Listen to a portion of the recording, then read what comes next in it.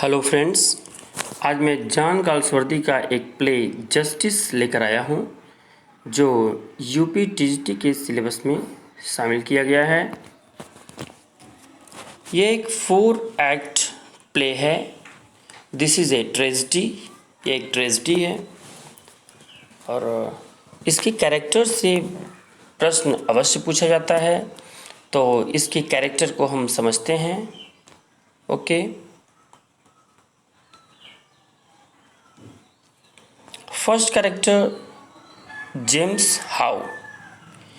ये नगर का सॉलिसिटर है यानी वकील, और इसका सन है वाल्टर हाउ।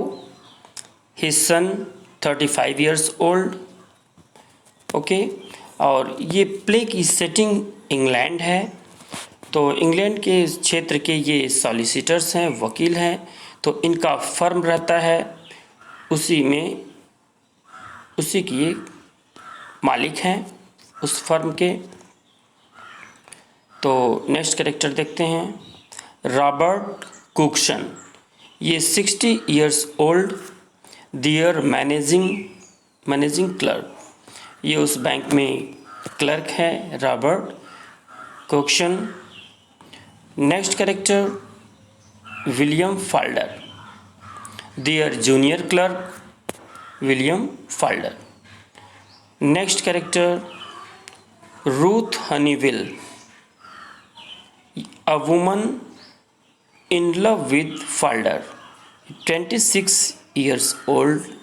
ये है विलियम फाल्डर 23 साल का है। ओके, और रूथ हनीविल 26 साल की है। यहाँ पे ध्यान दीजिए, 23 साल का विलियम फाल्डर है और रूथ हनीविल 26 इयर्स ओल्ड 26 साल की है। अ woman in love with Falder, ये फाल्डर के प्रेम में पड़ती है। Okay, next character विस्टर, A detective of Scotland yard. Scotland yard का डिटेक्टिव है, मीन्स ये जासूस है, police विस्टर। Okay, next character Cowley, A cashier of the bank. उस बैंक का ये काउले कैशियर है। आप सी से याद कर सकते हैं, C for Cowley and C for cashier. यानी काउले कौन है? ये बैंक में कैशियर है। ओके, नेक्स्ट कैरेक्टर है मिस्टर जस्टिस फ्लॉयड। ये जज है, जस्टिस फ्लॉयड जज। नेक्स्ट कैरेक्टर है Harold Cleaver, an old advocate और काउंसिल फॉर द क्राउन। ये Harold Cleaver most important exam में पूछा गया है। Who was the Harold Cleaver? तो ये एन ओल्ड एडवोकेट, या एग्जाम में दिया रहेगा काउंसिल फॉर द क्राउन और प्रोसिक्यूशन काउंसिल, यानी हु वाज प्रोसिक्यूशन काउंसिल, तो हेराल्ड क्लेवर।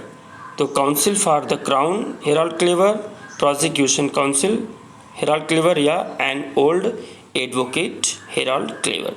और मिस्टर जस्टिस फ्लॉयड ये जज रहते हैं। ओके, तो एक एक कैरेक्टर को समझिए। नेक्स्ट कैरेक्टर है स्वीडल। स्वीडल ये 16 इयर्स ओल्ड, 16 साल का लड़का है, दियर ऑफिस बॉय। ये चपरासी है उस ऑफिस में, बैंक में। ओके, स्वीडल।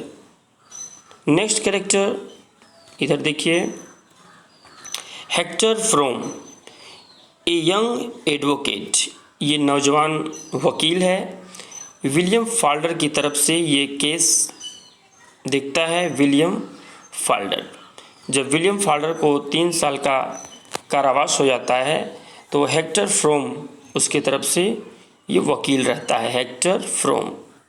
ओके, तो हेक्टर फ्रोम ये विलियम फाल्डर का वकील है, और इधर हेराल्ड क्लेवर ये एक सरकारी वकील है।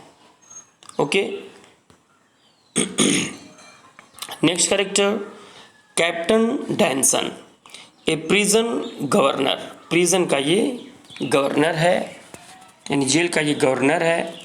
नेक्स्ट है Hugh Miller, a prison chaplain, ये पादरी है, ये Hugh Miller. Next character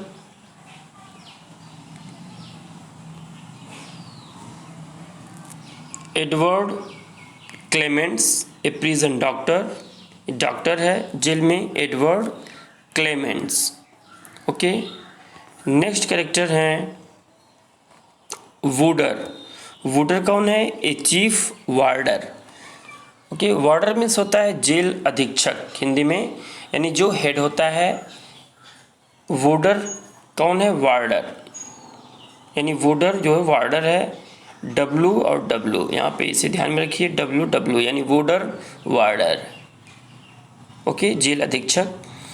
next character मोइने, क्लिप्टन and ओ क्लेरी, ये तीनों कन्विक्ट्स हैं, अपराधी हैं, उस जेल में बंद हैं। मोइने सब अलग अलग कोठरी में हैं, अलग अलग सेल में। मोइने, क्लिप्टन और ओ क्लेरी, ये तीनों कन्विक्ट्स हैं। और चौथा विलियम फाल्डर है। तो एक कैरेक्टर यहाँ पे देखिए डेविस, जूनियर क्लर्क है ये डेविस। और एक कैरेक्टर है जिम, ये माइनर कैरेक्टर्स हैं सब। तो जिम जो है ये विलियम फाल्डर के सिस्टर का ये हस्बैंड है, यानी उसका विलियम फाल्डर का जीजा जिम। ओके, तो आगे देखते हैं। ये प्ले आया था 1910 में और इसकी सेटिंग है इंग्लैंड। Okay friends, England. और ये 4 एक्ट प्ले है और ये ट्रेजेडी है। ओके, इसका जेनर क्या है? ये ट्रेजेडी है। तो Justice, a tragedy in 4 acts, ये भी प्रश्न पूछा जाता है कि how many acts are there in Justice. तो 4 एक्ट्स इसमें हैं। ओके, इसके एक फेमस लाइन यहाँ पे दी गई है, justice is a machine that when someone has once given it the starting push rolls on of itself. तो प्ले को हम लोग पढ़ते हैं, फिर आगे कोटेशंस डिफाइन करेंगे, बताएंगे आपको। ओके, तो लेट्स स्टार्ट, इसे हम देखते हैं। ओके फ्रेंड्स, इसका फर्स्ट एक्ट स्टार्ट होता है वो फर्म से, उस बैंक से जिसमें पिता और पुत्र यानी जेम्स हाउ तथा वाल्टर हाउ दोनों, उन लोगों का कार्यालय है। वे दोनों क्या है? वो नगर के सॉलिसिटर हैं, यानी वकील हैं। और कोक्सन उनका क्लर्क है। वह चेक का निरीक्षण कर रहा है, वो देख रहा है चेक को। और स्वीडल जो चपरासी है वह गेट पर खड़ा हुआ है। तभी रूथ हनीविल नामक महिला वह एंट्री करती है। ओके, तो स्वीडल कोक्सन को सूचित करता है कि हनीविल नामक एक महिला उससे मिलना चाहती है। कोक्सन उसे बुलाता है, वह उनके क्लर्क फाल्डर से मिलना चाहती है। और कोक्सन कहता है कि कार्यालय में प्राइवेट मुलाकात वर्जित है। इस पर रूथ कहती है कि उसके सामने जीवन और मृत्यु का प्रश्न है। तब कोक्सन उससे कुछ समय के लिए प्रतीक्षा करने के लिए कहता है। फ्रेंड्स, जो प्ले स्टार्ट होता है वो कोक्सन से शुरू होता है, कोक्सन से स्टार्ट होता है और कोक्सन से ही प्ले का एंड होता है। ओके, यानी कोक्सन से स्टार्ट होता है और कोक्सन से अंत होता है प्ले का, इसे भी ध्यान में रखिए। तो इसी बीच वह फाल्डर प्रवेश करता है, फाल्डर कार्यालय में आता है। रूथ और फाल्डर वार्तालाप करते हैं। रूथ फाल्डर को सूचित करती है कि पिछली रात उसके पति ने शराब के नशे में पुनः उसका गला घोटने का प्रयास किया। फाल्डर अत्यंत उत्तेजित हो उठता है और उसे उसी रात्रि को अपने साथ अज्ञात स्थान पर प्रस्थान करने के लिए तैयार रहने को कहता है और उस बात को किसी से भी न कहने की परामर्श देता है। इतना कहकर फाल्डर अपनी सीट पर चला जाता है तथा रूथ बाहर की ओर प्रस्थान करती है। तभी जेम्स हाउ और वाल्टर हाउ, उनका बेटा, वो दोनों एंट्री करते हैं। कोक्सन से उस दिन दोनों जब कार्यालय में आ जाते हैं तो कोक्सन से उस दिन फर्म के बैंक खाते का जो जमा राशि है उसे बताने के लिए कहते हैं। कोक्सन सूचित करता है कि यह 400 पाउंड से कुछ ही ऊपर है। जेम्स चेकबुक को देखना चाहता है। चेकबुक के प्रपत्रों यानी जो काउंटर फॉल्स हैं उसको पलटते हुए वह एक 90 पाउंड के प्रपत्र पर रुक जाता है और वाल्टर से पूछता है कि कब और क्यों उसने उस चेक को भुनाया था। वाल्टर वादा करके कहता है कि मंगलवार 7 जुलाई को उसने केवल 9 पाउंड का चेक काटा था, न कि 90 पाउंड का, यानी 9 पाउंड का ही वह चेक काटा था और न कि वह 90 पाउंड का। इससे जेम्स तथा कोक्सन दोनों के मस्तिष्क में संदेह उत्पन्न हो जाता है। वाल्टर सावधानी पूर्वक प्रपत्र का निरीक्षण करता है और कहता है कि किसी ने इसमें हेराफेरी की है, किसी ने 9 अंक के आगे 0 जोड़ा है और 9 के बाद TY अक्षर लगाए गए हैं। इस प्रकार 9 पाउंड का कटा हुआ चेक 90 पाउंड में भुनाया गया है। जेम्स बहुत क्रोधित होता है और कोक्सन से पूछता है कि इस चेक को भुनाने के लिए बैंक कौन गया था। कोक्सन कहता है कि उसने उस चेक को अपने क्लर्क डेविस को दिया था। इसी बीच में फर्म के कार्यवश डेविस विदेश रवाना हो चुका था। जेम्स इस निष्कर्ष पर पहुंचता है कि डेविस ने ही चेक की रकम को बदला है। वह इस मामले की रिपोर्ट पुलिस में देना चाहता है। जेम्स ने बैंक के खजांची मिस्टर काउले को बुलाया ताकि चेक के विषय में अधिक सूचना प्राप्त हो सके। काउले कहता है कि उसके समक्ष 90 पाउंड का ही चेक ही प्रस्तुत किया गया था। वह कहता है कि यदि उनकी फर्म के सभी कर्मचारी उसके सामने उपस्थित हों तो वह चेक भुनाने वाले को अवश्य पहचान जाएगा। इस पर जेम्स सर्वप्रथम फाल्डर को किसी कार्य के बहाने आमंत्रित करता है। उसे देखकर काउले जेम्स को इशारा करता है कि फाल्डर ही वह व्यक्ति था जिसने चेक भुनाया था।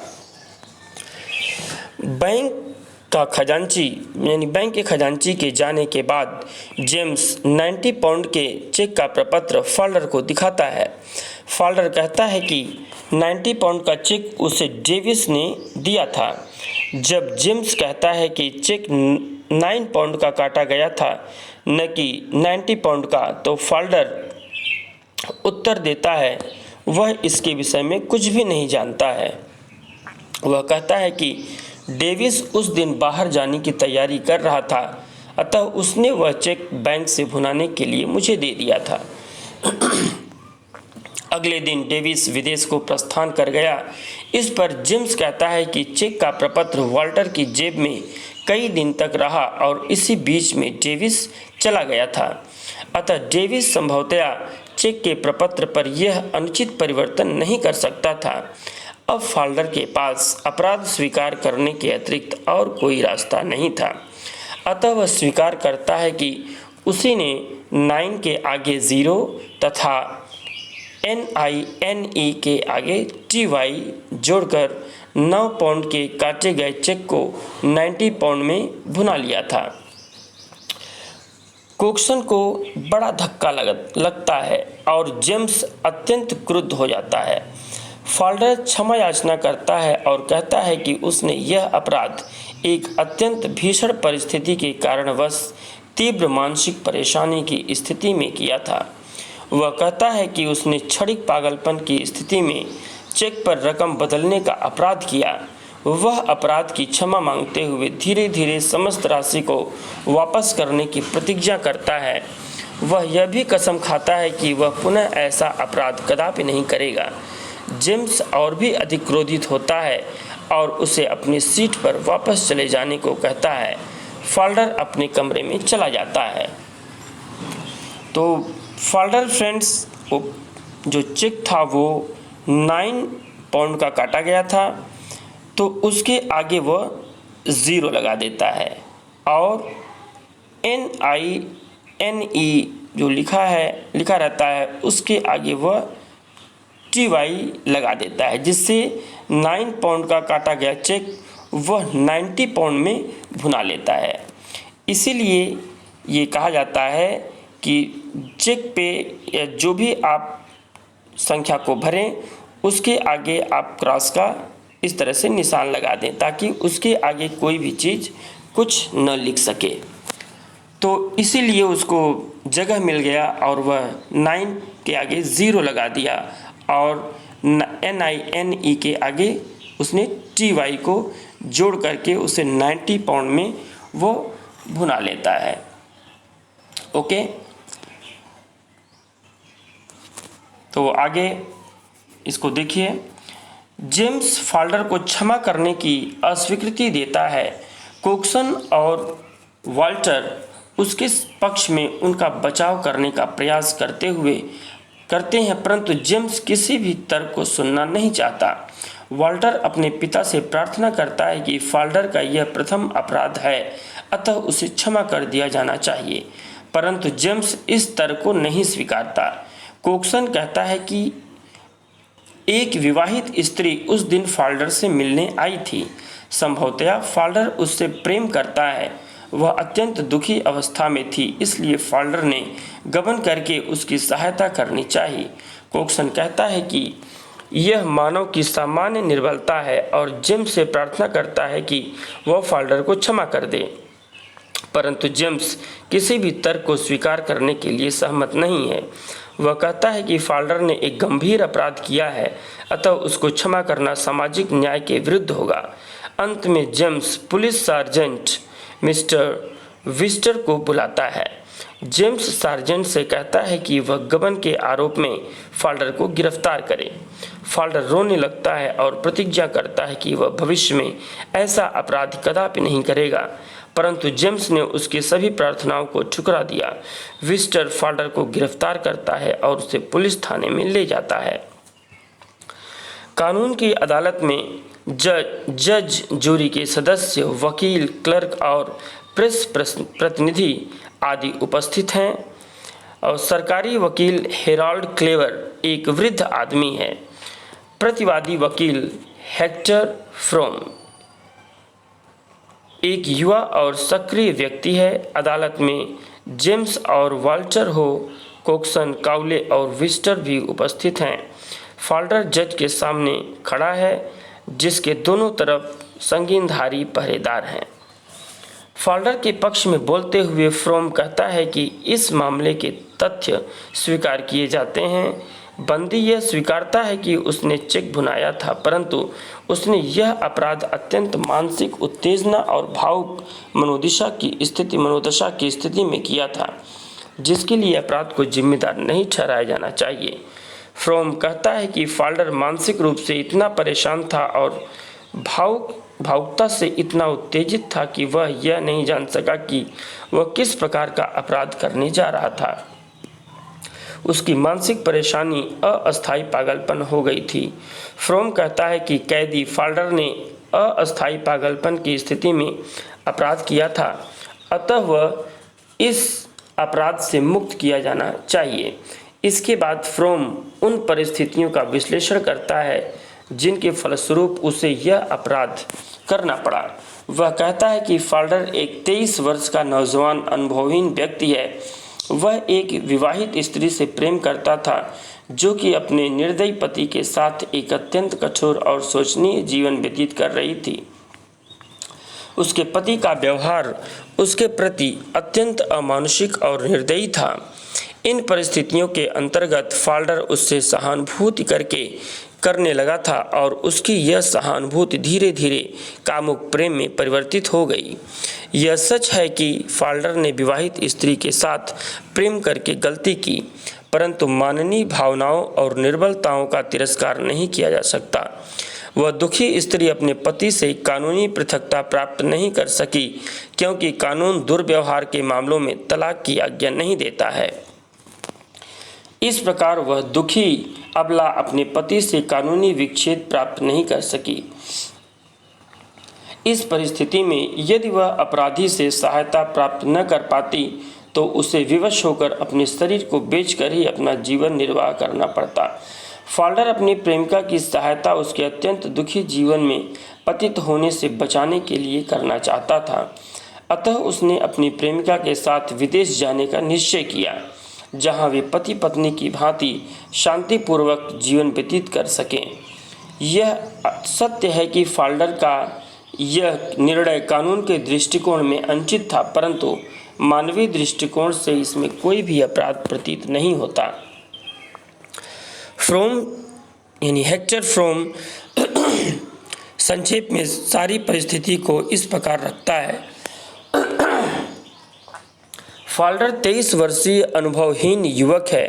वह एक स्त्री से प्रेम करता है और भावुकता तथा अत्यधिक मानसिक उत्तेजना जो उसमें अपनी प्रेमिका के अत्यंत दुखी जीवन के कारण उत्पन्न हुई, उसी के फलस्वरूप वह गबन का अपराध करने पर विवश हो गया। 7 जुलाई के दिन उसके साथ असीम दुखद परिस्थिति उत्पन्न हुई, जिससे कि वह पूर्णतया मानसिक संतुलन खो बैठा और भावुक पागलपन की अवस्था में उसने वह अपराध कर डाला। फ्रोम ने तर्क दिया कि इन परिस्थितियों में फाल्डर को इस अपराध का पूर्ण दोषी व उत्तरदायी नहीं ठहराया जाना चाहिए। इन शब्दों के साथ फ्रोम ने अपना मुख्य गवाही यानी साक्षी प्रस्तुत किया। कोक्सन कहता है कि फाल्डर कार्यालय में सदैव ही पूर्ण ईमानदार, वफादार तथा पूर्ण रुचि से कार्य करने वाला रहा है। वह अपने कार्य कर्तव्य पूर्ण दायित्व और विश्वास के साथ निभाता रहा है। प्रत्येक व्यक्ति उसके कार्य से प्रसन्न था। इस घटना से पूर्व उसने कार्यों और इरादों में संदेह या बेईमानी कभी नहीं दिखाई पड़ी। तब जज कोक्सन से अपराध के दिन की सभी घटनाओं का वर्णन करने को कहता है। कोक्सन कहता है कि 7 जुलाई को जब यह अपराध किया गया था तो फाल्डर प्रातः से ही अत्यंत परेशान, व्यथित और तथा उत्तेजित था। वह अपने कार्य में भी गंभीर नहीं था। वह उत्तेजित अवस्था में ही कमरे में इधर उधर टहलता रहा। उसके कॉलर के बटन खुले हुए थे और अत्यंत निराश और घबराया हुआ प्रतीत होता था। उसकी आंखों में एक अमुक प्रकार की उत्तेजना थी। जब वह इस अवस्था में कमरे में घूम रहा था तो वह पागलपन की स्थिति में प्रतीत होता था। कोक्सन कहता है कि उसने फाल्डर को इससे पूर्व ऐसी मानसिक स्थिति में नहीं देखा था। रूथ हनीवेल को गवाह के रूप में प्रस्तुत किया जाता है। वह स्वीकारती है कि उसके पति का व्यवहार उसके प्रति अत्यंत निर्दयी और अमानुषिक रहा है। 7 जुलाई की प्रातः वह फाल्डर से मिलने आई। उसने उसको सूचित किया कि पहली रात को उसके पति ने उसका गला घोंटकर मार डालने का प्रयास किया। उसकी गर्दन पर उसकी उंगलियों के गहरे निशान भी थे। वह सामान्य रूप से सांस भी नहीं ले सकती थी। उसके सभी वस्त्र फट गए थे। बड़ी कठिनाई से वह अपने बच्चों को लेकर भागने में सफल हो सकी थी। रूथ अदालत में स्वीकारती है कि उसकी दुख भरी कथा सुनकर फाल्डर रंज और उत्तेजना के कारण पागल सा हो गया था। वह इस कारण और भी रंजीदा था क्योंकि उसके पास उसकी सहायता के लिए पैसा नहीं था। वह अदालत में स्पष्ट कहती है कि वह फाल्डर से गहरा प्रेम करती है और फाल्डर भी उससे वैसा ही प्रेम करता है। अंत में फाल्डर को अपना बयान देने को कहा गया। जज उससे 7 जुलाई को घटित होने वाली सभी घटनाओं का वर्णन करने के लिए कहता है। वह कहता है कि जैसे ही वह चाय पीकर उठा, रूथ उससे मिलने आ गई। उसके कपड़े फटे हुए थे और वह अत्यंत दुखी अवस्था में थी। वह कठिनाई से ही सांस ले सकती थी। उसकी गर्दन पर उंगलियों के गहरे निशान थे, मानो किसी ने उसका गला घोंटना चाहा हो। उसका चेहरा लाल था और उसकी आंखों से खून झलक रहा था। टूटे फूटे शब्दों व रूधे हुए गले से रूथ ने उसे बताया कि पिछली रात्रि में उसके पति ने पुनः उसका गला घोंटकर उसको मारने का प्रयास किया। उसे डर था कि यदि वह पुनः वापस जाती है तो वह उसको अवश्य जान से मार डालेगा। इस घटना ने फाल्डर को अत्यंत मनोवेदना पहुंचाई, परंतु धन की कमी होने के कारण वह उसकी सहायता करने में असमर्थ था। ऐसी मानसिक अवस्था में ही वह कार्यालय में गया था।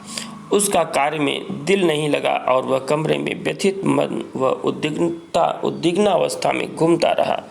इसी बीच में डेविस ने उसे एक 9 पाउंड का चेक लाकर दिया और उसे तत्काल बैंक जाकर भुनाने को कहा।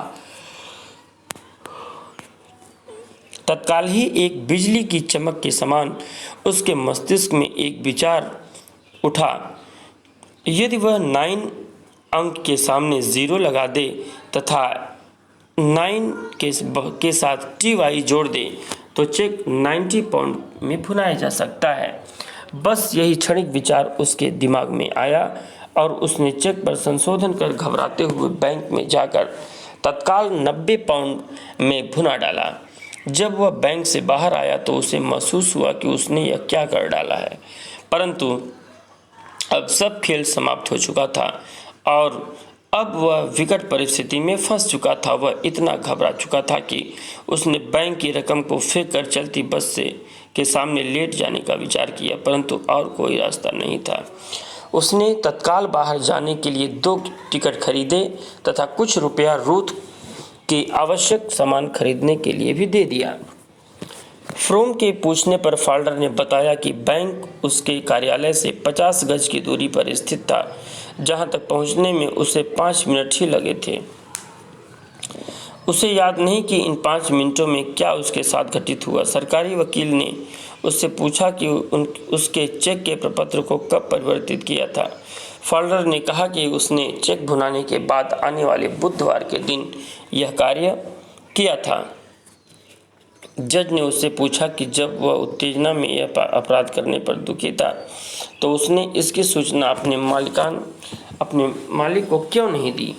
फाल्डर ने सूचित किया कि अपने स्वामी के सामने अपने अपराध को स्वीकार करने का उसमें साहस नहीं था, तो भी वह विदेश से उन्हें सब कुछ लिखने तथा धनराशि को लौटाने का इरादा रखता था। सभी साक्ष्यों की गवाह तथा फाल्डर के अपने कथन के बाद फ्रोम प्रतिवादी के तर्क प्रस्तुत करता है।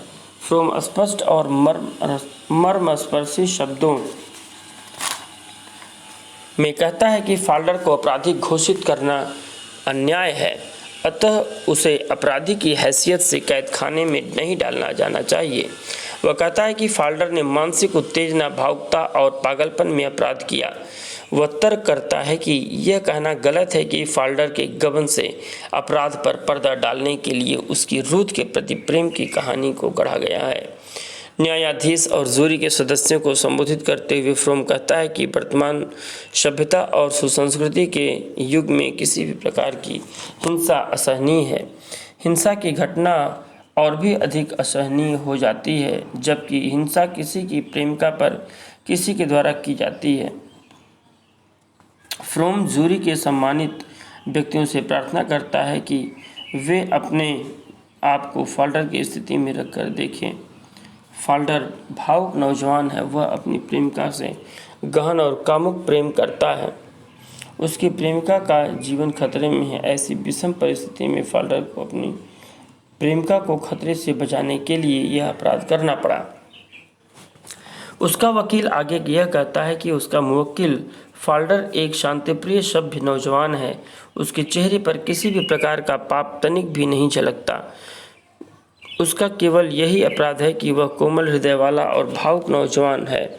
वह अपनी मानवीय कमजोरी पर विजय पाने के लिए अपनी भावनाओं के वेग को नहीं दबा सकता।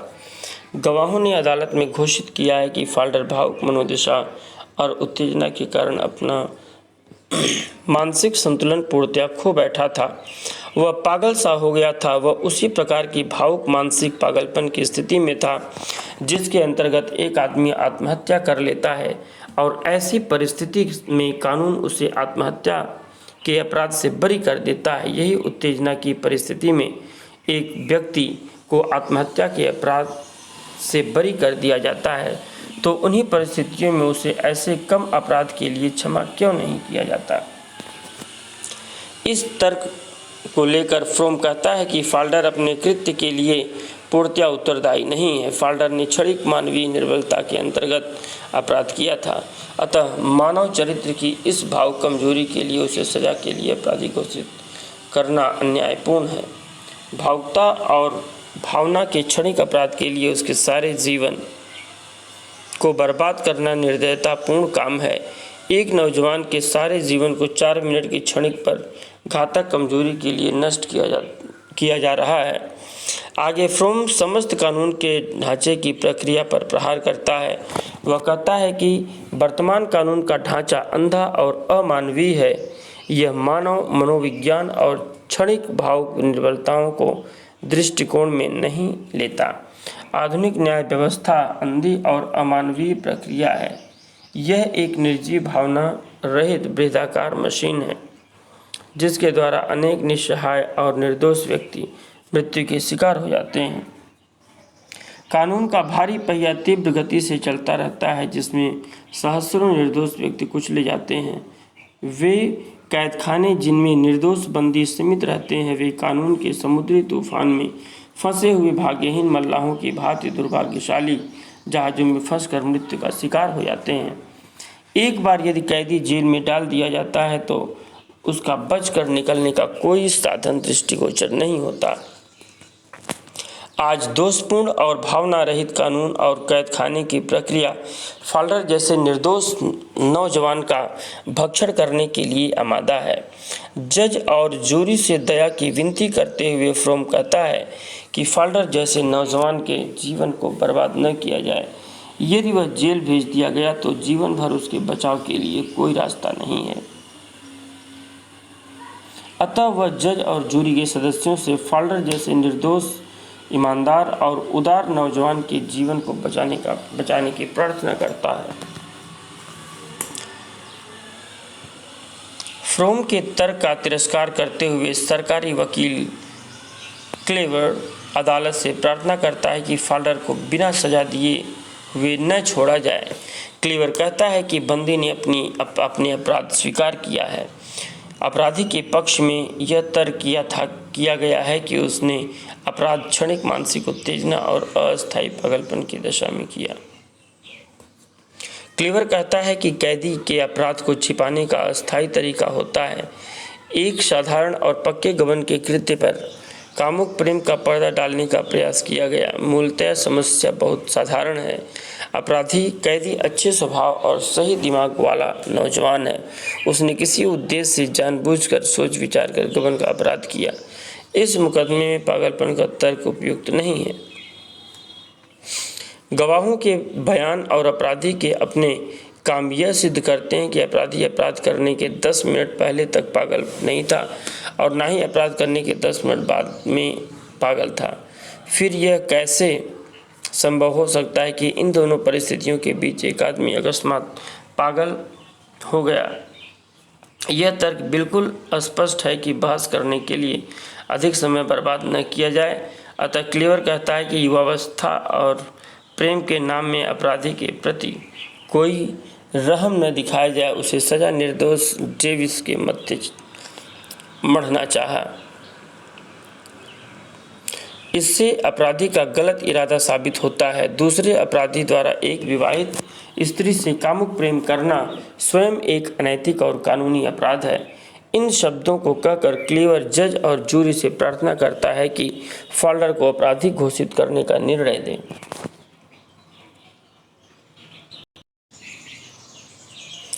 अंत में जज जूरी के सदस्यों को सुझाव देता है।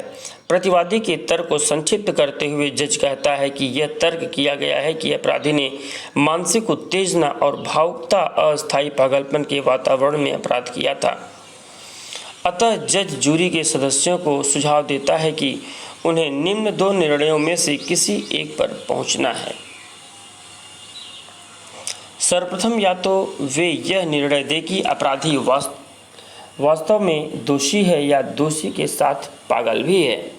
यदि वे दोषी परंतु पागलपन का निर्णय देते हैं तो उन्हें निश्चय कर लेना चाहिए कि कैदी इतना पागल हो गया था कि उसे तनिक भी यह आभास नहीं हो पाया कि वह क्या करने जा रहा था। दूसरे शब्दों में उन्हें निश्चित कर लेना चाहिए कि क्या अपराधी इतना पागल था कि वह पागल खाने में दाखिल किए जाने के योग्य था। यदि अपराध के पीछे कोई इरादा साबित हो जाता है तब पागलपन का तर्क स्वीकारा नहीं जा सकता। जज जूरी के सदस्यों को यह भी परामर्श देता है कि वे अपराधी की नौजवानी व प्यार जैसी बातों पर ध्यान न दें। इन तथ्यों के आधार पर उसके प्रति कोई सहानुभूति नहीं दिखाई जानी चाहिए। इन शब्दों के साथ जज जूरी के सदस्यों से कहता है कि वे पारस्परिक परामर्श करने हेतु साथ के हाल कमरे में चले जाएं और सर्वसम्मत निर्णय पर पहुंचें। कुछ ही क्षणों के बाद जूरी के लोग लौटे और फाल्डर को अपराधी घोषित कर दिया। जूरी के सदस्यों का निर्णय सुनने के बाद जज अपना निर्णय सुनाता है। प्रतिवादी के तर्कों पर प्रकाश डालते हुए न्यायाधीश कहता है कि प्रतिवादी ने केवल एक ही तर्क अपने बचाव हेतु प्रस्तुत किया, यह कि उसने उत्तेजनापूर्ण पागलपन की स्थिति में अपराध किया था। यह केवल दया की भीख ही थी। प्रतिवादी के वकील ने अपने मुवक्किल के बचाव में उतना सब कुछ नहीं कहा जितना कि उसने वर्तमान कानून व्यवस्था और न्याय प्रणाली पर छींटाकशी की थी या दोषारोपण किया था। प्रतिवादी का वकील आरोपित करता है कि कानून की वर्तमान व्यवस्था अंधी है तथा उसकी प्रक्रिया दोषपूर्ण है। जज कहता है कि यह दृष्टिकोण मान्य नहीं है। जहाँ तक बंदी का प्रश्न है, यह सत्य है कि इस अपराध से पूर्व उसने अपने कार्यालय में कभी भी संदेह का मौका नहीं दिया, परंतु वर्तमान अपराध किसी निश्चित इरादे से किया गया था। अपराधी एक स्त्री से प्रेम करता था और उसकी सहायता करने के इरादे से उसने यह गबन का अपराध किया। अपराध के पीछे यही भावना व इरादा छिपा है। इसके अतिरिक्त अपराधी ने अपने अपराध की जिम्मेदारी को दूसरे साथी निर्दोष डेविस पर थोपना चाहा। इन सब तथ्यों को दृष्टिकोण में रखते हुए कैदी के प्रति कोई दया नहीं दिखाई जा सकती। अतः जज फाल्डर को 3 वर्ष की कठोर सजा सुनाता है। उसको 3 वर्ष की कठोर सजा सुनाई जाती है।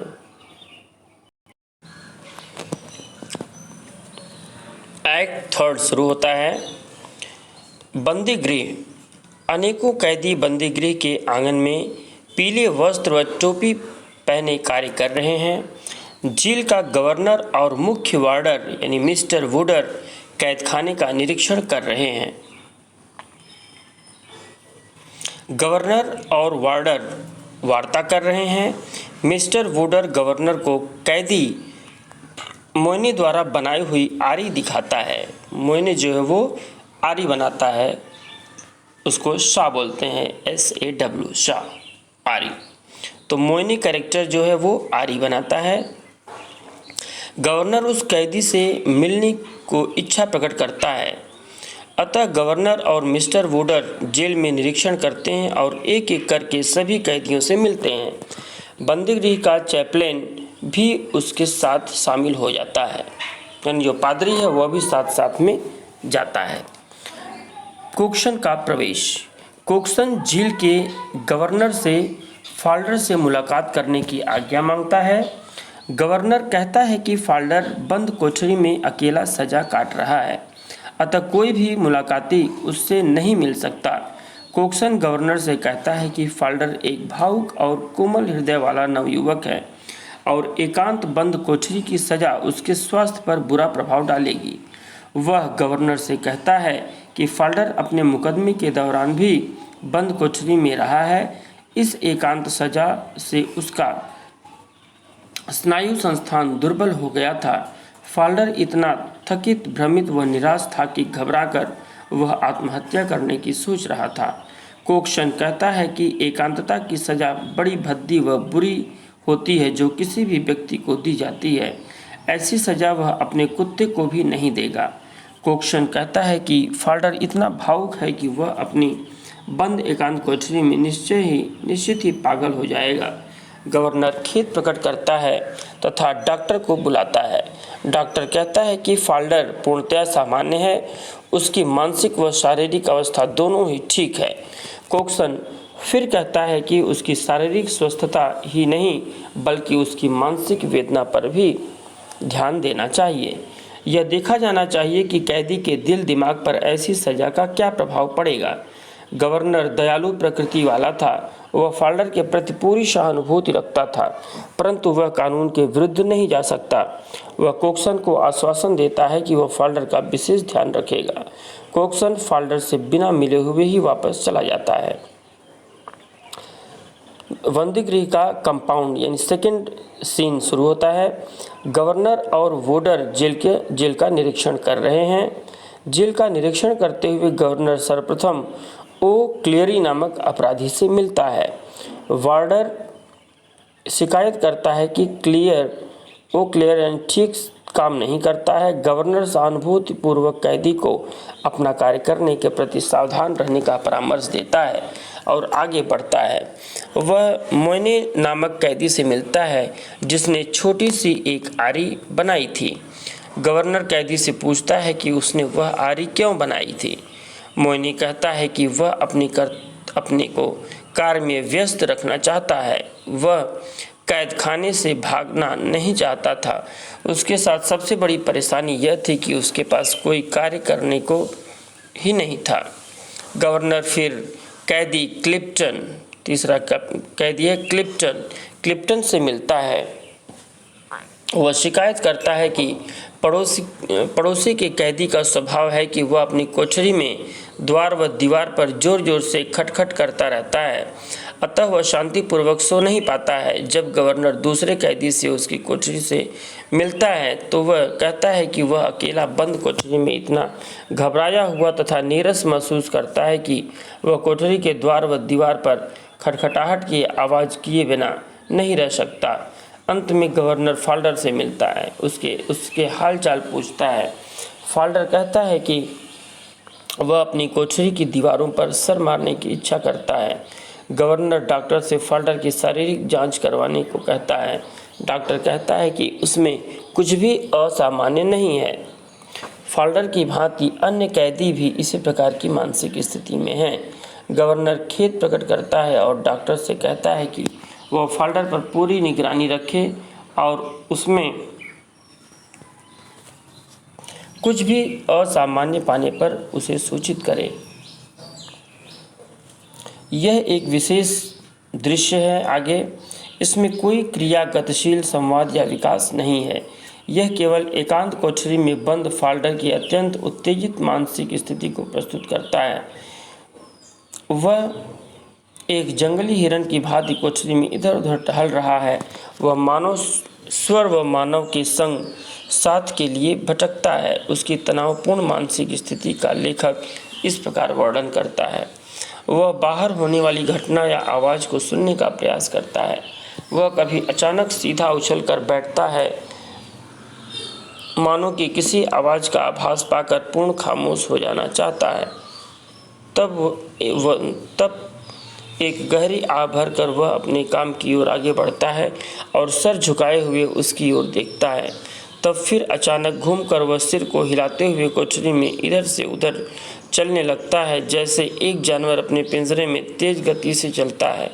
वह पुनः द्वार पर ठहर जाता है, कुछ सुनना चाहता है और अपने हाथों की अंगुलियों को फैलाकर वह हथेलियाँ उस पर रखकर अपने मस्तिष्क को लोहे की सलाखों पर टिकाकर स्थिर खड़ा हो जाता है। उस दूसरे भावुक दौर में वह टीन के डिब्बे का ढक्कन उठाकर उसमें झांकता है, मानो कि वह अपने चेहरे को एक दूसरा साथी बनाना चाहता हो। एक्ट 4, जेम्स और वाल्टर हो का कार्यालय। यह प्रातः 10 बजे के लगभग का समय है। दफ्तर का चपरासी स्वीडल मिस्टर कोक्सन का कमरा साफ कर रहा है। रूथ हनीविल प्रवेश करती है। स्वीडल रूथ को इतनी सवेरे अचानक देखकर आश्चर्य करता है। वह कोक्सन से मिलने की इच्छा प्रकट करती है। स्वीडल उससे प्रतीक्षा करने को कहता है। तत्काल ही कोक्सन आ जाता है। कोक्सन भी अचानक रूथ को दफ्तर में देखकर आश्चर्य प्रकट करता है। रूथ उससे कहती है कि 2 माह पूर्व फाल्डर जेल से रिहा हो चुका है। वह उससे 1 दिन पूर्व ही मिली थी। वह कहती है कि फाल्डर अब पूरी तरह बदल चुका है। वह अत्यंत निराश व निस्सहाय है। कोक्सन उससे पूछता है कि उसने गत 3 वर्ष कैसे गुजारे। रूथ उत्तर देती है कि उसने अपने माता पिता व अन्य संबंधियों के पास जाना चाहा, परंतु कोई भी शरण देने के लिए तैयार नहीं हुआ। अंत में उसे अपना पुराना कपड़े सीने का काम ही करना पड़ा। वह कहती है कि प्रातः से देर रात्रि तक गहन परिश्रम करने के बाद भी कठिनाई से वह जीविकोपार्जन कर पाती है। वह स्वयं आर्थिक संकट में है, अतः वह इस संकट की घड़ी में फाल्डर की सहायता करने में असमर्थ है। वह कोक्सन से प्रार्थना करती है कि वह पुनः अपने कार्यालय में फाल्डर को नौकरी करने का अवसर प्रदान करे। कोक्सन कहता है कि अकस्मात एक जगह खाली है, परंतु वह निश्चयपूर्वक नहीं कह सकता है कि क्या उसके मालिक लोग फाल्डर को कार्यालय में काम करने का अवसर दे पाएंगे या नहीं। तो भी उसने आश्वासन दिया कि वह फाल्डर की सहायता करने का भरसक प्रयास करेगा। वह कहता है कि जब भी आवश्यकता पड़ेगी तो वह फाल्डर को बुला लेगा। वह स्वीडल यानी चपरासी को भी आदेश देता है कि जब भी फाल्डर ऑफिस आए तो वह उसके प्रति अत्यंत दयालुतापूर्ण व्यवहार करे। अब फाल्डर का प्रवेश होता है। रूथ हनीवेल नीचे की ओर जाती हैं और फाल्डर को कोक्सन के कमरे में भेज देती हैं। कोक्सन अचानक फाल्डर को देखकर आश्चर्य करता है। फाल्डर कोक्सन से कहता है कि वह अत्यंत उदास, निराश व घबराया हुआ व्यक्ति है। उसे कहीं भी शांति नहीं है। वह ऐसा महसूस करता है कि मानो वह एक अत्यंत पेचीदगी के जाल में फंस गया हो। उसके लिए बचाव की कोई जगह नज़र नहीं आती। वह निरंतर विशेष प्रकार के भय, आतंक और उलझन से व्यथित रहता है। उसके पास कोई कार्य नहीं है और न ही रोजगार पाने की कोई आशा है। कोक्सन उससे पूछता है कि क्या जेल के अधिकारियों ने उसको जेल से रिहाई के समय कोई रोजगार नहीं दिलवाया। फाल्डर कहता है कि हाँ, उन्होंने एक कार्यालय में उसे नौकरी अवश्य दिलाई थी, परंतु वहाँ कुछ ही सप्ताह कार्य कर सका। वह नया जीवन प्रारंभ करना चाहता था, परंतु परिस्थितियाँ उसके पक्ष में नहीं थी। उसने कुछ दिन उस कार्यालय में शांतिपूर्वक काम किया, परंतु किसी प्रकार उस ऑफिस के लोगों को पता लग गया कि वह जेल काट कर आया था। अतः वे उसे चिढ़ाने लगे तथा छीटाकशी करने लगे, यहाँ तक कि उसे कार्य करना कठिन हो गया और उसे वह नौकरी छोड़नी पड़ी। वह कहता है कि उसने और भी 2-3 स्थानों पर प्रयास किया, परंतु वही दुर्भाग्यपूर्ण स्थिति उसके सामने बार बार आई। इस अनुभव ने उसे पूर्णतया उदासीन, निस्सहाय और निराश बना दिया था। वह कहता है कि उसने 3 रातें बाग में बिना सोए व खाए आश्रयहीन अवस्था में गुजारी। फाल्डर विनयपूर्वक कोक्सन से अपने कार्यालय में एक बार पुनः कार्य करने का अवसर प्रदान करने की प्रार्थना करता है। तत्काल ही जेम्स और वाल्टर हो कार्यालय में प्रवेश करते हैं। वे फाल्डर को कार्यालय में देखकर आश्चर्य करते हैं। कोक्सन जेम्स से फाल्डर की सिफारिश करता है और उसे एक बार पुनः अवसर प्रदान करने को कहता है। जेम्स जेल काटकर आए हुए व्यक्ति को पुनः अपने कार्यालय में अवसर प्रदान करने को सहमत नहीं होता है, परंतु कोक्सन फाल्डर की अत्यंत दुखद, मर्मस्पर्शी तथा वेदनापूर्ण व्यथा का वर्णन करता है। जेम्स उस पर दयावान होता है और फाल्डर से वार्ता करने को तैयार हो जाता है। वह फाल्डर से कहता है कि वह उसे 2 शर्तों पर वापस ले सकता है। सर्वप्रथम, कार्यालय में उसकी सेवा नए सिरे से प्रारंभ होगी। वह किसी से शिकायत नहीं करेगा कि उसे अनावश्यक सजा दिलाई गई या दोषी ठहराया गया। उसे महसूस करना होगा कि उसने गबन का अपराध किया था, अतः उसे कानून के अंतर्गत सजा मिली। इस कारण उसे भूतकाल की घटना की कोई भी शिकायत नहीं करनी होगी। दूसरे, जेम्स ने फाल्डर से इच्छा प्रकट की उसे रूथ हनीवेल के साथ अपने संबंध तोड़ने पड़ेंगे।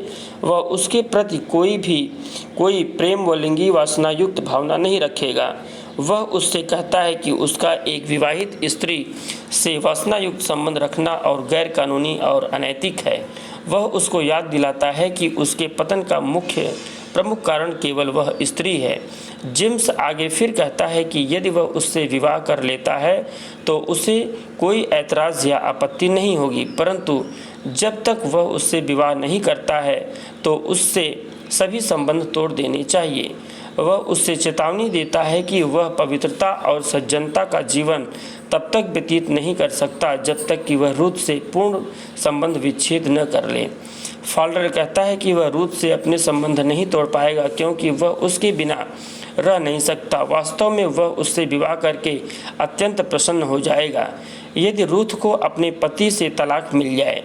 इस पर जेम्स फॉल्डर की सहायता करने से इनकार करता है।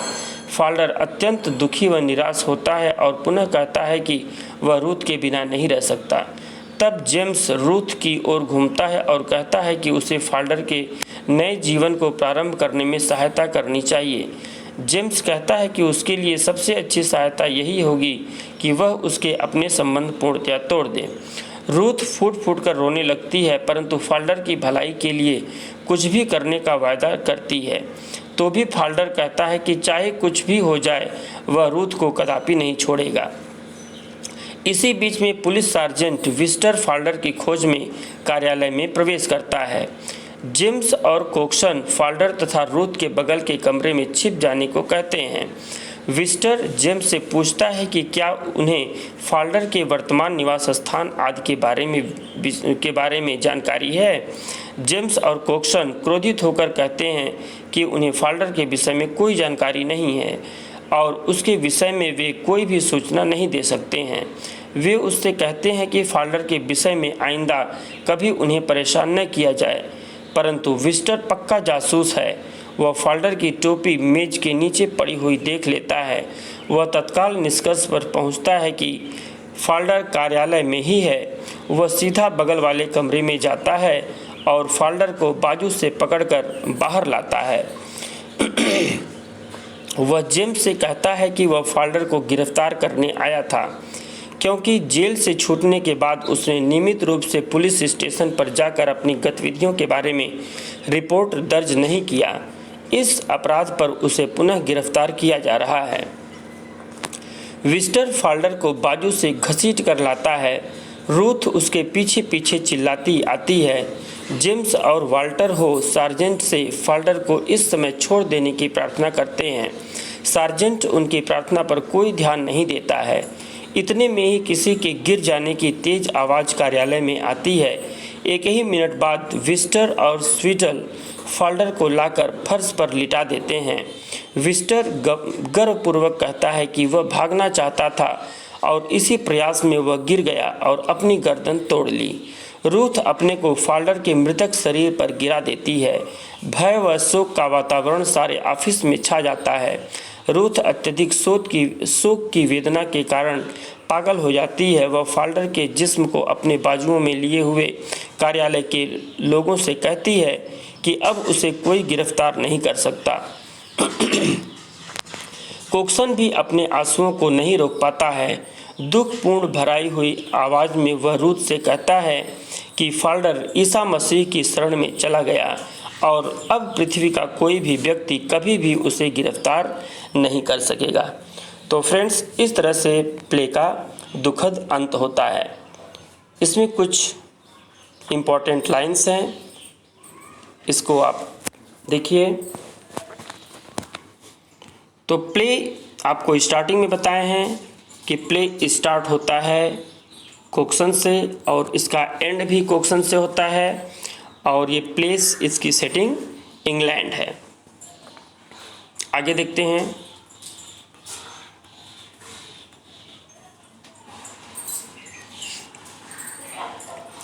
Walter handed over the cheque to Cokeson. Walter वो चेक, सबसे पहले 9 पाउंड का चेक वाल्टर ही उसको काटता है और वह handed over the cheque to Cokeson, और वह चेक को कोक्सन को देता है। तो फ्रेंड्स, इससे प्रश्न बनता है, तो आप इसको ध्यान से समझिए। तो वाल्टर किसको चेक देता है? कोक्सन को देता है। ऑन, यहाँ पे देखिए, Walter handed over the cheque to Cokeson on 7 July. 7 जुलाई को वह चेक देता है। दिन कौन सा रहता है? Friday. Okay, Friday 7 July. Next point है, Cokeson gave the cheque to Davis. Walter पहले चेक देता है कोक्सन को और कोक्सन जो है दोपहर का खाना खाने के लिए यानी लंच करने के लिए वो बाहर निकलता है, तो वह चेक जो है एक क्लर्क रहता है डेविस, उसको वह दे देता है। एंड डेविस टू फाल्डर, और डेविस को ऑफिस के काम के लिए उसे बाहर जाना था, तो डेविस वो चेक फाल्डर को दे देता है to get cash from the bank. Okay, उसको कैश कराने के लिए फाल्डर को वह दे देता है। ओके फ्रेंड्स, तो यहाँ देखिए, यानी सबसे पहले वाल्टर किसको देता है, कोक्सन को देता है, फिर कोक्सन किसको देता है, डेविस को, और फिर डेविस देता है फाल्डर को, और फाल्डर जो है वो उसको कैश कर लेता है, भुना लेता है चेक को। ओके, तो इसे आप समझ गए होंगे कि वाल्टर कोक्सन को देता है, फिर डेविस को देता है, ये कोक्सन डेविस को देता है और डेविस फाल्डर को देता है। तो इस तरह से जो ABCD की जो प्रश्न पूछे जाते हैं कि सबसे पहले प्रश्न कि डेविस यानी फाल्डर को चेक कौन देता है, कोक्सन देता है कि वाल्टर देता है कि डेविस देता है, तो इस टाइप के प्रश्न बनते हैं। तो फाल्डर को चेक कौन देता है, डेविस देता है, और डेविस को चेक कौन देता है, कोक्सन देता है, कोक्सन को चेक कौन देता है, वाल्टर देता है। ओके फ्रेंड्स, तो नेक्स्ट देखते हैं। Davis sailed for Australia on Monday. Davis वो कहाँ जाता है, ऑस्ट्रेलिया जाता है। ये भी प्रश्न पूछा जा सकता है। मंडे को वो फाल्डर को चेक दे करके वो विदेश काम करने के लिए जो जाता है वो ऑस्ट्रेलिया जाता है, और जिस जहाज़ से वह शिप से जाता है उस शिप का नाम क्या है, सिटी ऑफ रंगून। ओके, तो डेविस जिस जहाज से जिस शिप से, ये शिप का नाम है सिटी ऑफ रंगून। ओके, जहाज का नाम है, ये शिप का नाम सिटी ऑफ रंगून। तो ये एग्जामिनेशन पॉइंट ऑफ व्यू आप इसको समझ लीजिए। The cheque was cashed by Falder at 1:15 PM, यानी फाल्डर के द्वारा चेक जो भुनाया गया था वह 1:15 बजे, ये दोपहर में भुनाया गया था चेक को। ओके, इसमें एक लाइन आई है, the quality of mercy is not strained. ये फ्रेंड आपको अच्छे तरीके से पता है, ये विलियम शेक्सपियर का play the Merchant of Venice. ये मर्चेंट ऑफ वेनिस में पोर्सिया कैरेक्टर रहती है, ये उसकी लाइन है, इसको तो आप लोग जानते हैं। The quality of mercy is not strained, ये कौन कहता है, ये वाल्टर हाउ कहता है। वाल्टर हाउ ये उसके पक्ष में है, फाल्डर को बचाने के पक्ष में है, तो वह अपने पिता जेम्स हाउस से उस पर मर्सी दिखाने के लिए, दया दिखाने के लिए वह कहता है। ओके, वह दया दिखाने के लिए कहता है कि इससे पिताजी इसकी फर्स्ट ये गलती किया है, इसको माफ़ कर दीजिए। तो ये भी प्रश्न आता है कि ये जॉन गाल्सवर्दी के किस प्ले में ये लाइन आया है, यानी the quality of mercy is not strained. मान लीजिए दिया गया हो जस्टिस, स्ट्राइफ, ओके, लॉयल्टीज़ और भी अन्य इस तरह से दिया गया हो, तो the quality of mercy is not strained ये किस में आया है, ये जस्टिस प्ले में। और कौन इसे बोलता है, तो वाल्टर हाउ बोलता है, जेम्स हाउ का बेटा वाल्टर हाउ, जो उसका बचाव कर रहा है फाल्डर का, कि फाल्डर को जेल में न डाला जाए। तो वह उससे रिक्वेस्ट करता है, प्रार्थना करता है दया दिखाने के लिए अपने पिता से, जेम्स हाउ से। ओके, तो आप समझ गए होंगे the quality of mercy is not strained. Next point, the mute scene. अब पूछा जाएगा कि म्यूट सीन किस में है, तो म्यूट सीन आपका जस्टिस में है, एक्ट 3 सीन 3 में म्यूट सीन। तो इसे देखिए,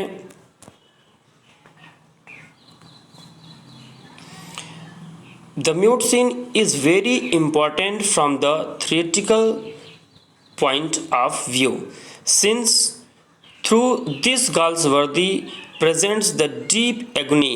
Agony means पीड़ा को इसमें व्यक्त करते हैं ऑफ द हेल्पलेस फाल्डर, जो निसहाय जो फाल्डर है in the solitary confinement. The scene arouses not only for our pity and fear but also our hatred for the system। जो सिस्टम है उससे ये इसको इसमें दिखाते हैं। ओके, नेक्स्ट पॉइंट देखते हैं।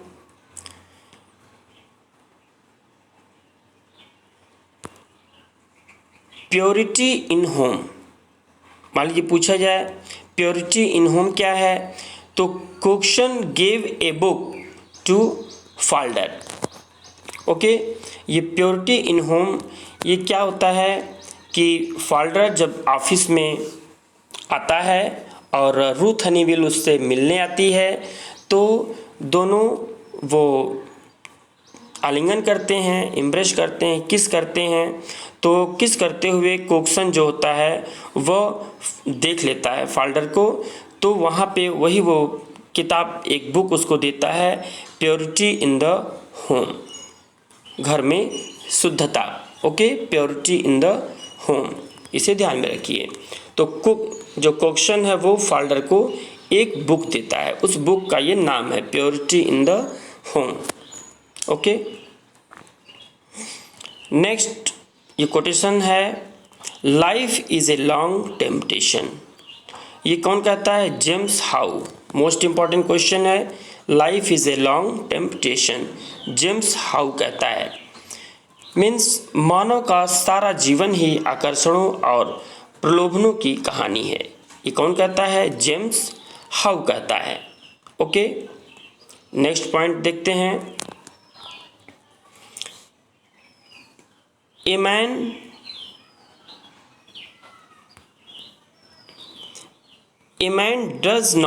doesn't succumb like that in a moment if he is a clean mind and habits। ये जेम्स हाउ कहता है। यानी यदि आदमी का नैतिक चरित्र उच्च हो तो वह ऐसे प्रलोभन में नहीं गिरता, वह एक दुर्बल व बुरे चरित्र का इंसान है। ये जेम्स हाउ कहता है फाल्डर के लिए। ओके, नेक्स्ट कोटेशन है it is a matter of life and death. तो ये भी कोटेशंस इम्पोर्टेंट है और ये भी it is a matter of life and death, ये कौन कहता है? रूथ हनीवेल कहती है। जब वो बैंक में मिलने जाती है फाल्डर से तो कोक्सन से वह कहती है, तो कोक्सन मिलने से मना करता है, तब रूथ कहती है it is a matter of life and death, यह जीवन और मृत्यु का मामला है। तो फिर कोक्सन रूथ फाल्डर से मिलने देता है।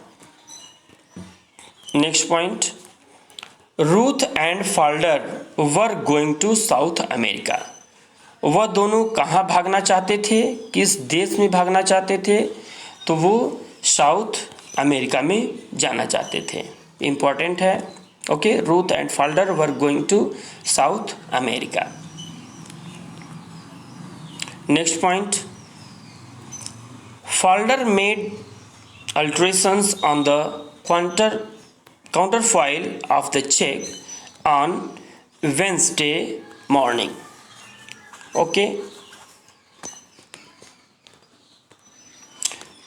next point, justice is a machine that when someone has once given it the starting push rolls on of itself। ये कौन कहता है? Hector from. इम्पॉर्टेंट है, एग्जाम में पूछा गया है ये। तो हेक्टर फ्रोम कहता है। हेक्टर फ्रोम कौन है? ये फाल्डर का वकील है। तो वो कहता है कि कानून का चक्र ऐसा है जिसको यदि एक बार चला दिया जाए तो वह आगे स्वयं ही घूमता रहता है। Justice is a machine that when someone has once given it the starting push rolls on of itself। okay, next quotations है। next quotation है the law is what। ये भी एग्जाम में पूछा गया है। the law is what it is a majestic edifice sheltering all of us, each stone of which rests on another. ये कौन कहता है? जज कहता है। जज, द जज कौन है? Mister Justice Floyd. ये जज का नाम है मिस्टर जस्टिस फ्लॉयड। ओके, तो इसका मतलब है कानून एक बहुत ही बड़ी इमारत है। एडिफिस मीन्स होता है भवन या इमारत, यानी कानून एक बहुत बड़ी इमारत है जिसके नीचे हम सबको बराबरी से शरण मिलती है। इसका प्रत्येक पत्थर दूसरे पत्थर पर आधारित है। ओके, नेक्स्ट पॉइंट देखते हैं। मोइने ये 56 ईयर्स ओल्ड है। ए कन्विक्ट मेक्स ए शा, यह आरी बनाता है। तो ये प्रश्न पूछा जा सकता है कि कौन सा कन्विक्ट जो है वो आरी बनाता है? तो मोइने बनाता है। It is his 4th term of imprisonment. Okay, यानी कौन सा कन्विक्ट चौथी बार वह जेल में आता है? तो मोइने है। मोइने जो है वो चौथी बार 4th टर्म्स ऑफ इम्प्रिजनमेंट, वो चौथी बार वो जेल में आता है। नेक्स्ट जो कन्विक्ट अपराधी ओ क्लियरे, यह द आयरिशमैन यानी आयरलैंड का ये रहने वाला है। नेक्स्ट पॉइंट है, it is the same with dog, if you treat them with kindness they will do anything for you, but to shut them up alone it only makes savage. ये कौन कहता है? क्वेश्चन कहता है। यानी यही बात कुत्तों पर लागू है। यदि तुम उन कुत्तों के साथ दयापूर्वक प्यार से व्यवहार करो तो वे तुम्हारे लिए सब कुछ अच्छा करेंगे। यदि तुम कुत्तों को बंद कर दो तो वे जंगली खूंखार हो जाएंगे। ओके फ्रेंड्स, तो आगे पॉइंट देखते हैं। फॉल्डर स्टार क्लास नंबर, जो फॉल्डर का जो कैदी नंबर है वो है Q3007।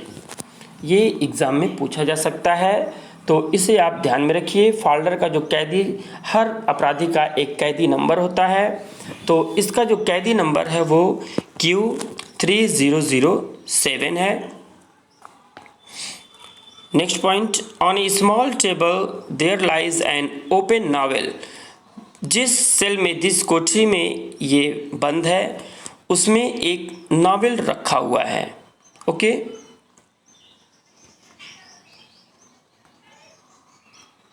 एक नॉवेल है, open novel. There lies an open novel, Lorna Doone, LORNADOONE, Lorna Doone, a novel by R.D. Blackmore. ये R.D. ब्लैकमोर का एक नॉवेल है, Lorna Doone, published in 1869। Okay, 1869 में ये नॉवेल पब्लिश हुआ था। तो उस टेबल पर, यानी उस कोठरी में, उस जेल में जिसमें ये फोल्डर बंद था, उसमें एक लोर्ना डून नामक नॉवेल रखा हुआ था। ओके, तो ये भी पूछा जा सकता है। नेक्स्ट पॉइंट, फोल्डर्स सेल, यानी जो फोल्डर का जो सेल था, जो कोठरी थी, वो 13 फुट लंबा था, 7 फुट चौड़ा और 9 फुट ऊंचा था। ओके फ्रेंड्स, तो इसे आप अच्छे से समझ लीजिए। ओके, यानी 13, 7, 9, 13 गुणे 7 गुणे 9, 13, 7, 9, इसे याद कर लीजिए। 13, 7, 9, यानी 13 फुट लंबा उसका कमरा था, 7 फुट चौड़ा और 9 फुट ऊंचा। तो फ्रेंड्स, एग्ज़ाम में कुछ भी आ सकता है, इसलिए आपको हर पॉइंट को ध्यान में रखते हुए इसको बनाया गया है। ओके, और रूथ का एड्रेस, जहाँ पे रूथ रहती है, 83 मुलिंगर स्ट्रीट। ओके, तो 83 मुलिंगर स्ट्रीट ये रूथ का एड्रेस है। ओके, तो आशा करते हैं आपको ये प्ले बहुत अच्छे से समझ में आया होगा। और अगर नहीं समझ में आया है तो इसे आप बार बार देखें। ओके, इससे अवश्य आपको जो भी प्रश्न पूछा जाएगा तो आपको इसमें से मिल जाएगा। Okay friends, thank you for watching my video.